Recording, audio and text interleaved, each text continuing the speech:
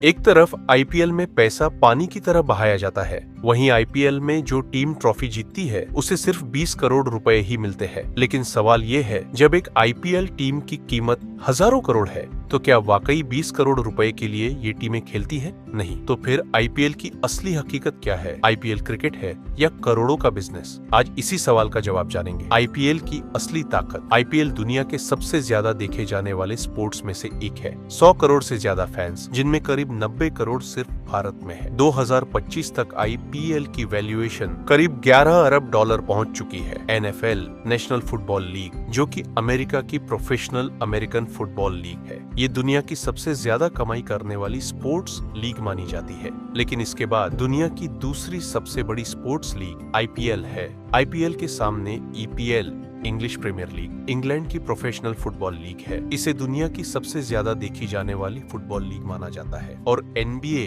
National basketball association, America की professional basketball league है। इसे दुनिया की सबसे पॉपुलर बास्केटबॉल लीग माना जाता है। आईपीएल के सामने सब छोटे हैं। 2008 में 8 टीमों के सभी खिलाड़ी को खरीदने में 3000 करोड़ रुपए लगा था, जबकि 2024 से 25 में सिर्फ एक टीम 7000 करोड़ रुपए में बिकती है। सिर्फ 15 सालों में आईपीएल टीमों की एवरेज वैल्यू 17 गुना बढ़ चुकी है। तो आईपीएल मालिकों के लिए पैसों का घर है। प्राइज मनी का सच, कोई भी IPL team 20 crore prize money पर डिपेंड नहीं करती। कभी धोनी को 20 लाख रुपए बेस प्राइस में लेने का प्लान बना था। मतलब साफ है, प्राइस मनी सिर्फ बोनस है, मकसद नहीं। अब सवाल आई, आईपीएल का कंट्रोल किसके हाथ में है? बीसीसीआई, आईसीएल आया, लेकिन बीसीसीआई ने कंट्रोल नहीं छोड़ा। प्लेयर्स को आईसीएल खेलने पर बैन की धमकी। आईसीएल खत्म हो गया और 2008 में आया आईपीएल। डेक्कन चार्जर्स पैसे नहीं संभाल पाए, टीम टर्मिनेट हुई। सनराइजर्स हैदराबाद आई,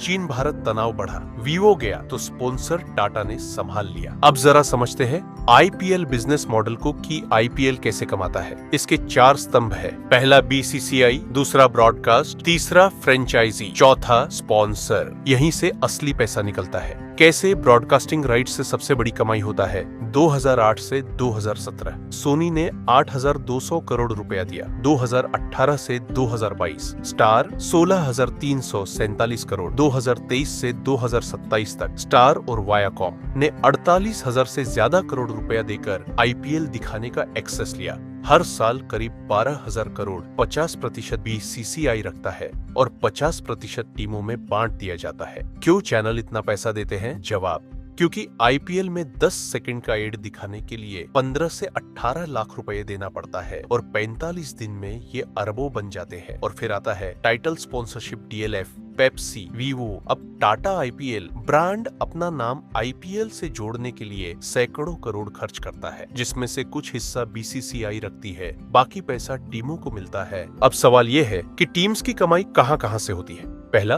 बीसीसीआई रेवेन्यू शेयर करता है टीम के साथ। दूसरा, जर्सी स्पॉन्सर्स, एक जर्सी पर 8 से 10 ब्रांड्स का स्पॉन्सर रहता है। तीसरा, टिकट सेल्स, 80% होम टीम को मिलता है। चौथा, मर्चेंडाइज। पांचवा, बाउंड्री एड्स। छठा, हेलमेट्स, बैट्स। सातवां, प्लेयर से ओनर के खुद के ब्रांड्स का एड्स करवाया जाता है। एक मैच में टिकट से 4 से 5 करोड़ तक टीम कमा लेती है। फिर सवाल आता है, आईपीएल टीम कौन खरीद सकता है? क्या कोई भी पैसा लेकर पहुंच जाए तो वह टीम खरीद सकता है? तो ऐसा नहीं है। टीम खरीदने के 2 ही रास्ते हैं। पहला, एग्जिस्टिंग टीम के शेयर्स खरीदो, जैसे एलआईसी ने सीएसके में 6% का शेयर लिया हुआ है। या फिर दूसरा रास्ता, बीसीसीआई नई टीम अनाउंस करे, लेकिन उसके लिए भी एलिजिबिलिटी है।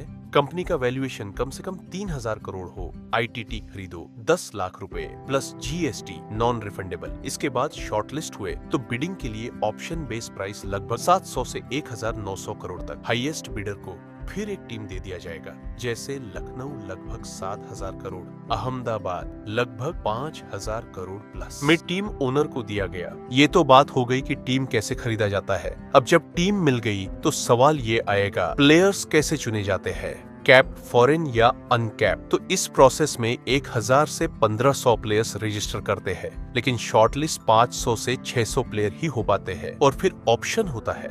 ऑक्शन रूल्स इसलिए है ताकि कोई भी टीम सभी मजबूत 11 न बना ले। इसके लिए भी नियम बना हुआ है, जिसे स्क्वाड लिमिट कहा जाता है। इसमें 18 से 25 प्लेयर्स आप खरीद सकते हैं, जिसमें मैक्सिमम 8 फॉरेनर हो सकते हैं और पर्स का लिमिट 90 करोड़ होता है। फिर कैटेगरी वाइज बिडिंग, और यहाँ काम आता है डेटा साइंस एंड एनालिटिक्स। कौन मैच विनर है, कौन ओवरेज हो गया है, किस प्लेयर पर कितना खर्च करना है, सब डेटा से डिसाइड होता है। लेकिन इतना खर्च फिर भी फायदा कैसे? प्राइज मनी तो सिर्फ 20 करोड़ रुपए ही मिलता है जीतने पे। तो टीम को फायदा होता है उसका अपना ब्रांड वैल्यू बढ़ने से, जिससे उसे ज्यादा स्पॉन्सर मिलता है। और इसका एग्जाम्पल है सीएसके और पंजाब। दोनों के स्पॉन्सर के रेट में काफी अंतर देखने को मिलता है, क्योंकि सीएसके ने अपना ब्रांड बनाया है और पंजाब का ब्रांड सीएसके के मुकाबले कमजोर है। यही रीजन है कि हर टीम अपने खिलाड़ियों पर अंधा पैसा खर्च करने को तैयार रहते हैं। ये तो बात हुआ आईपीएल क्या है, कैसे काम करता है, लेकिन इससे हमारे देश को क्या फायदा होता है? केपीएमजी के मुताबिक आईपीएल के सिर्फ 60 दिन में